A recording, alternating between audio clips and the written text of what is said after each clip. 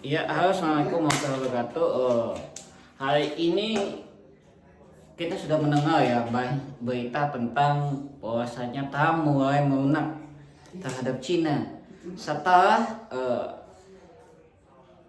US menerapkan total tarif pajak ke Cina sebesar 145%, yang mana tarif penambahan satu hari sebelumnya sebesar 125% dan tarif eh, awal sebesar 20%. Sementara Cina hanya menerapkan tarif sebesar 84%.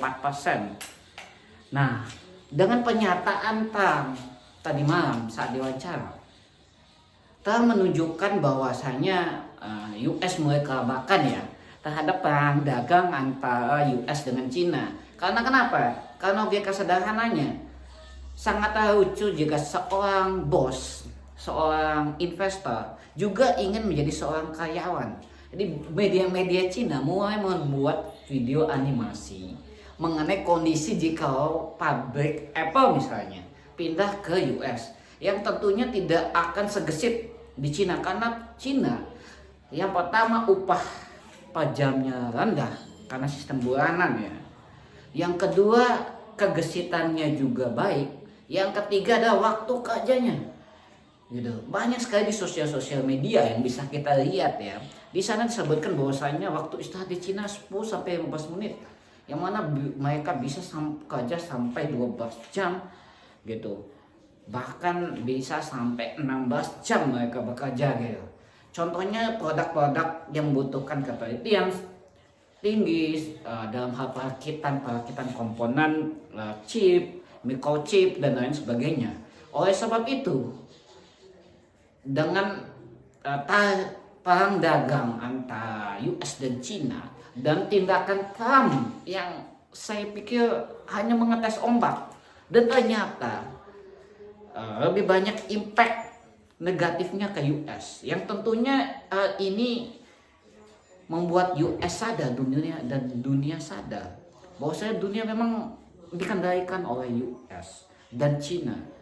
US di depan dan Cina di belakang menguasai produksi, contohnya seperti iPhone ya. iPhone itu 85% diproduksi di Cina, 14% di India. Di India itu bahasa dia produksi setelah 3 tahun persiapan. Bahkan CEO Apple menyatakan bahwasanya sangatlah tidak mungkin gitu Apple dipindahkan ke US. Kenapa gitu? Karena di Cina sangat mudah sekali mengumpulkan 1.000 insinyur. Bahkan mereka dapat menyediakan lahan serangan sepak bola gitu untuk produksi. Bayangkan betapa luasnya, betapa besarnya gitu ketersediaan tempat dibandingkan dengan US gitu. Apalagi daya kerja, daya saing pekerja atas pekerjanya itu sungguh luar biasa. Bagi orang Cina tunggu kaya beribadah begitu. Sedangkan bagi orang di US lebih banyak sekali waktu istirahat, waktu smoking bagi mereka gitu. Belum lagi para pekerja yang dibayar rendah ini, dalam artian para pekerja rendahan di sana itu fisiknya tidak seluas orang Cina begitu. Dalam hal bekerja itu sat-sat lebih cepat, lebih efektif, targetnya juga bisa dipush gitu. Karena apa? Ketersediaan SDM-nya banyak, penduduk Cina banyak yang bisa menggantikan para pekerjanya kapanpun. Berbeda halnya dengan US gitu. Yang kita tahu bahwasanya upah per jamnya sangat tinggi, sangat berbeda jauh gitu. Itu yang membuat perang dagang ini tidak akan bisa dimenangkan oleh US gitu. Kenapa saya bilang begitu? Karena produk dari Cina itu dapat diserap oleh seluruh negara gitu. Anggap saja perang dagang terus berlangsung. Saya yakin seperti halnya minyak dari Rusia ya. Sebelumnya akibat Rusia yang melakukan serangan ke Ukraina terjadi boykot, sanksi dagang, yang mana Uni Eropa aja 60% pasokan listriknya dari Rusia. Mereka mencoba memboikot Rusia gitu, termasuk US juga mencoba. Pada akhirnya apa? Para pengusaha tetap melakukan impor lewat jalur belakang gitu. Karena apa? Karena tidak mungkin menghilangkan mitra-mitra strategis yang besar seperti Cina, Rusia gitu. Jadi perang dagang ini pada dasarnya sangat merugikan bagi US sebagai negara kapitalis. Kenapa? Karena negara kapitalis adalah ingin biaya produksi serendah-rendahnya, kemudian produksi secepat-cepatnya dalam memenuhi target produksi gitu. Karena kebutuhan tidaklah mungkin kebutuhan SDM yang dapat dibayar, bahkan di Cina sering sekali US menyatakan bahwa Cina itu melakukan eksploitasi kepada anak-anak untuk bekerja gitu. Kenapa dikatakan seperti itu? Karena mereka dari anak-anak sudah bekerja dengan sangat keras gitu. Bahkan kalau di pendidikan di Cina, mereka memasang infus di sekolahnya saking full belajar. Pendidikan di Cina itu sangat luar biasa. Mereka memang dididik seperti itu. Sementara di US jika diterapkan hal seperti itu sangatlah berbeda dengan budaya US yang ingin freedom, kebebasan gitu. Sedangkan Cina tidak bisa pekerja melakukan demonstrasi, di sosial medianya juga dijaga. Jadi tidak mungkin itu US menerapkan sistem atau lingkungan kerja yang mendukung bagi investor. Jadi itulah kenapa perang dagang ini tidak akan bisa berlangsung lama gitu. Walaupun Trump menyatakan bahwasanya negara lain mendapatkan penundaan 90 hari dan penerapan tarif baru. Contohnya Indonesia kan 10% pajaknya. Nah, Trump berencana menerapkan 32%. Itu yang menyebabkan ISG langsung dihentikan perdagangannya karena sudah turun sangat dalam ya, beda 10%. Gitu. Nah, cuman apa yang saya sampaikan tegaskan sekali lagi bahwasanya ini hanya permainan retorika yang ingin coba dibangun oleh Trump bahwa kepada dunia bahwasanya saya ini punya power, bahwasanya US ini masih punya power gitu. Makanya dia menyampaikan bahwasanya membanggakan dirinya bahwasanya banyak negara yang mengemis ke saya, bahkan mengatakan ayolah Trump, ayolah US gitu, tolong kasihani kami gitu. Bahkan mereka Trump menyatakan negara-negara tersebut ingin menjilat bokong Trump, artinya ingin melakukan apapun demi menyenangkan US agar tarif tidak diterapkan gitu. Jadi dia ingin menunjukkan powernya gitu. Lalu masalahnya adalah power juga sadar ternyata dia sekarang nggak sendirian dari negara superpower gitu. Karena ada sekarang Cina yang sudah berkembang. Contohnya YouTuber salah satu YouTuber yang paling terkenal saat ini ya, Speed, melakukan live ke Cina. Ternyata teknologinya luar biasa perkembangannya di sana gitu. Sistem support pemerintahnya luar biasa. Kenapa saat YouTuber yang datang ke sana, bahkan polisi lokal dikerahkan bukan kembang api ya, pawai drone, pertunjukan drone dibuat hanya dari pemerintah Cina yang mengadakan itu. Khusus untuk menyambut YouTuber US. Kenapa mereka benar-benar berusaha menjaga citanya gitu, nama baiknya. Mereka menggunakan etika gitu. Etika apa? Etika dalam berdagang, berbisnis, dalam mempromosikan produknya gitu. Jadi menurut saya ya, hemat saya, tarif dagang ini seperti yang dikatakan oleh Trump. Dia bilang apa? Saat 2 hari lalu gitu. Nah, bahwasanya saya akan menunda tarif dagang ini 90 hari ke depan akan diterapkan. Sekarang waktunya beli saham. Iya, saham US naik langsung 9,8%, 10%, bayangkan langsung naik. Bahkan telah membanggakan kemarin ya di report CNN, di lingkungannya dia sampaikan bahwasanya teman saya ini untung 2 miliar USD, yang ini 10 miliar USD, 10 juta USD. Bayangkan, dia menyampaikan apa? Jadi tujuannya dia Karena dia seorang pebisnis, dia membuat saham itu bergejolak, turun, setelah turun akibat tarif yang diumumkan, dia membuat good news lagi gitu. Itu disebut dengan Trump effect. Dulu waktu masa kepemimpinan dia sebelum Barack Obama yang kemarin ya, sebelumnya Trump menjadi presiden juga, itu Trump effect tuh tidak usah hitungan pakai teknikal, tidak usah pakai data ekonomi, cukup dengarkan tweet Trump. Jalan agak. Kenapa Trump suka bilang USD akan menguat?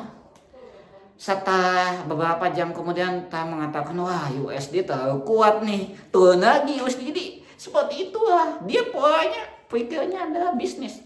Terbukti dia punya aset sebelumnya ya, asetnya itu minus luar biasa setelah tarifnya. Aset kriptonya Trump, dia punya aset minusnya luar biasa, dan beberapa asetnya minusnya luar biasa, rugi. Nah tapi dia buat lagi tweet kebijakan penundaan naik lagi gitu. Dia minus karena dia udah beli, ayo udah dia buat lagi berita positif. Jadi kita sebagai masyarakat Indonesia, saran saya adalah kita berfokus juga meningkatkan kualitas kita. Jangan terlalu memikirkan perang dagang yang sedang terjadi lah. Itu terlalu tingkat tinggi lah. Biarkan orang-orang yang memang pada kapabilitasnya gitu. Kita gitu sebagai, mungkin Anda sebagai investor juga perlu memikirkan, selain berinvestasi di pasar modal, mungkin mempersiapkan, karena kita tidak tahu perang dagang perangnya akan terjadi berikutnya dengan kebijakan Trump yang unpredictable, tidak bisa diprediksi ini. Sebaiknya Anda mempersiapkan juga, misalnya tidak hanya berfokus pada usaha ekspor impor ataupun usaha yang lain, berpikir juga untuk misalnya dalam hal pertanian gitu. Jadi sewaktu-waktu jika Trump melakukan hal-hal yang seperti ini, gitu, pertanian ataupun supply ketersediaan pangan di Indonesia ini aman seperti itu. Apalagi Presiden Prabowo kemarin sudah menekan pas peraturan Presiden mengenai Indonesia akan mencoba menstop impor beras. Artinya apa? Ketahanan pangan kita sudah tidak bergantung pada negara lain, tapi bergantung pada kita semua ini. Terutama Anda yang memiliki modal yang cukup gitu. Mulailah berpikir untuk mendiversifikasi aset Anda, mungkin ada di saham, di emas atau surat berharga lain. Coba untuk mungkin mendaya gunakan lahan yang ada, misal menyewa lahan atau membeli, mulai dari bertani lagi kembali gitu. Karena generasi petani ini, terutama Gen Z ya, sangat langka gitu. Kita yang ada sekarang petani tua gitu. Kalau seperti ini terus berlangsung gitu, kenapa tidak ada minat generasi muda untuk jadi petani gitu? Kenapa tidak ada? Karena memang yang pertama, dukungan support dari pemerintah ini sangat rendah gitu. Semoga saja dengan fokus utama dari Presiden Prabowo tentang ketahanan pangan ini dapat memperbaiki ekonomi mulai dari diri kita sendiri, kemudian menjadi daerah kita, kemudian skala nasional. Hal itulah menyebabkan kita tidak bisa digonjang-ganjing atau digerakkan ekonomi kita semudah saat ini begitu. Bahkan Pak Prabowo sendiri bilang bahwasanya, saya menyatakan benar juga disampaikan Pak Prabowo, saham itu hanya hanya investasi oleh sebagian orang, tapi keuangannya seolah menentukan ekonomi sebuah negara begitu. Kenapa bisa seperti itu gitu? Karena investor gitu atau pemuda di Indonesia, fokus dananya itu tidak berfokus pada pengembangan negaranya sendiri gitu. Easy money, pola pemikirannya itu. Easy money dalam artian mereka mencari uang dengan gampang, tinggal masukin ke surat hutang, obligasi gitu. Tinggal disimpan dana sama di deposito, nanti setiap tahun dapat 10%, 5% dari dana yang deposito kan begitu. Kau coba jika berani gitu kebijakan pemerintah saat ini merubah mindset yang awalnya investasi diam menjadi investasi yang benar-benar untuk ketahanan pangan. Saya yakin banyak lahan, banyak usaha pertanian yang berkembang, tidak seperti saat ini gitu. Yang menguasai adalah tengkulak. Petani ya udah stable saja gitu. Padahal badan usaha milik daerah ada, BUMD, koperasi unit desa ada ya. Tapi dari dulu sejak zaman Presiden Soeharto tidak ada gitu. Padahal dana desa selalu digontorkan ke koperasi unit desa. Belum lagi ada Bulog. Tapi tidak ada itu kebermanfaatan yang dirasakan oleh petani, dalam artian Bulog datang. Pokoknya setiap panen padi, Bulog pasti beli. Tidak ada seperti itu gitu. Pasti lewat tengkulak. Karena budaya korupsi dan ambil untung itu. Makanya kalau mau ketahanan pangan ini berjalan dan tidak diganggu, tidak mudah digerakkan, digoyangkan oleh kebijakan negara lain seperti TAM ini misalnya. Ya udah kuatkan ketahanan pangan di negara kita. Rupiah udah 17.000 gitu. Itu menunjukkan aduh, miras sekali Indonesia gitu. Mudah sekali digoyangkan ekonominya gitu. Jadi bagaimana ini Presiden Prabowo? Saran saya, harapan kami adalah ketahanan pangan itu benar-benar dimulai dari bawah, dari tingkat petani. Itu pupuknya dimurah, kan? Pupuk dimurahkan seperti apa sih sebenarnya? Pengawasannya gitu. Sangat banyak sekali di lapangan, memang benar ada komisi pengawasan pupuk ini ada, memang dibentuk oleh Pemda ada. Itu ada dinas pertanian di sana, dinas perdagangan di sana, ada juga kepolisian, Raskrim di sana. Cuman apa? Ya sih di lapangan tidak mungkin terpantau gitu. Kenapa tidak terpantau? Karena ada keuntungan yang luar biasa. Subsidi, padahal subsidi cuman misalnya 4.000, tapi dijual tidak mungkin sebegitu. Itu fakta di lapangan gitu. Padahal 230 pupuk satu sak harusnya, tapi nyampe di petani nggak segitu. Pasti untungnya marginnya 50.000 minimal gitu. Kenapa hal itu bisa terjadi? Karena minimnya pengawasan gitu. Makanya dari itu berdayakan pengawasan dari tingkat desa, dari kadus, harusnya seperti itu. Jadi dari level bawah petani ada naik di atasnya itu kadus mungkin atau PPL gitu. Tapi kan selama ini tidak ada ketahanan pangan, kepolisian menanam padi, menanam jagung, oke lah. TNI dilibatkan menanam padi, oke lah. Tapi fakta di lapangan, faktanya bagaimana? Gitu. Faktanya adalah, misalnya mau mengenai jagung, ya udah itu semua hanya proyek berjalan. Kenapa saya berani bilang proyek berjalan? Karena budaya Indonesia seperti itu gitu. Karena tidak sesuai juga dengan bidangnya. Kalau petani, ya tentu fokusnya tentang pertanian. Banyak maaf, bukan maksud saya menyatakan kepolisian tidak boleh terlibat, TNI tidak, tapi itu bukan pada porsinya gitu. Porsinya harusnya berdayakan petani. Berdayakan bagaimana? Itu tadi sederhana kemauan petani. Kalau ingin ketahanan pangan, pupuk dimurahkan. Kemudian pemberian beras, bagaimana skemanya diatur ulang. Bulog, KUD ini dihidupkan, pasti akan banyak gitu. Saya mengerti program makan bergizi gratis ini tujuannya juga seperti itu. Cuman ini lebih ke arah proyek. Kenapa? Harus menyediakan sejumlah dana besar, orang-orang besar yang mampu gitu, yang mampu menghandle pas lauk pauknya, nasinya, berasnya. Tidak mungkin petaninya gitu. Kalau ingin menyentuh petaninya langsung, berarti menyentuh pupuknya dan hasil panennya. Itu saja yang diinginkan petani. Tidak butuh bantuan-bantuan, sebenarnya sembako enggak butuh. Itu yang dibutuhkan petani adalah bisa buat regulasi, kemudahan mereka mengakses. Mereka tidak mengharapkan bantuan pupuk gratis, tidak mengharapkan. Mereka paling senang, paling mengharapkan pupuk itu mudah diakses, beras juga mudah mereka gabah, mudah mereka untuk menjual. Sehingga apa? Harga beras tidak seperti saat ini. Padahal saya di daerah pertanian ini.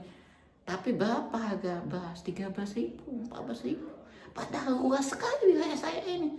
dengan pertanian. Kenapa dikuasai oleh tengkulak, oleh beberapa pihak yang mengatur harga gitu. Kenapa beras pada beberapa setahun sebelumnya harganya 10.000, bahkan 8.000 kalau beras begawe, dalam artian hasil zakat dikumpulin sama warga oleh masjid dijual itu lebih murah 7.000, 8.000. Tapi apa sekarang kok bisa mahal sekali? Jadi inflasi Indonesia ini sederhananya harga beras 10.000 naik 14.000 atau 13, 14 rata-rata ya, atau 13, berarti naik 30% inflasi ini. Ini dari, bayangkan, itu dari kebutuhan pokok. Ketahanan pangan bagus, tapi yang menyentuh, yang realnya itu pemerintah. Jika mau ya, yang saya sarankan tadi bagusnya gitu, yaitu langsung sasar ke petani, datangnya petani, berdayakan petani gitu. Sarjana-sarjana pertanian itu banyak yang kerja di perbankan lah, banyak. Bukan saya menyalahkan ya, tapi bukan pada tempatnya, keilmuannya itu ya bantu gitu program ini ya. Ketahanan pangan, mungkin Pak Prabowo kan fokus ketahanan pangan nih, ya udah sarjana pertanian, urusan sarjana pertanian mana wajib KKN-nya misalnya dibuat programnya itu tentang fokus pertanian, tentang bagaimana membina petani, tentang bagaimana bertani yang benar, atau tentang bagaimana manfaatkan lahan pertanian sendiri. Skripsi apa KKN sekaligus skripsi itu sudah programnya gitu. Ketahanan pangan itu jangan cuma proyek besar, investor siapa yang mau buat dapur, jangan cuma seperti itu langsung gitu. Artinya apa? Mahasiswa juga dilibatkan gitu, pertanian misalnya, kemudian juga petani juga dilibatkan. Kalau yang seperti saat ini tidak ada seperti itu, tidak pernah ada itu hadir pemerintah gitu. Maka dari itu sekian dari saya Muhammad Aminullah, saya jurnalis Sigap News NTB. Sekian, wabillahi taufiq wal hidayah. Wassalamualaikum warahmatullahi wabarakatuh. Terima kasih.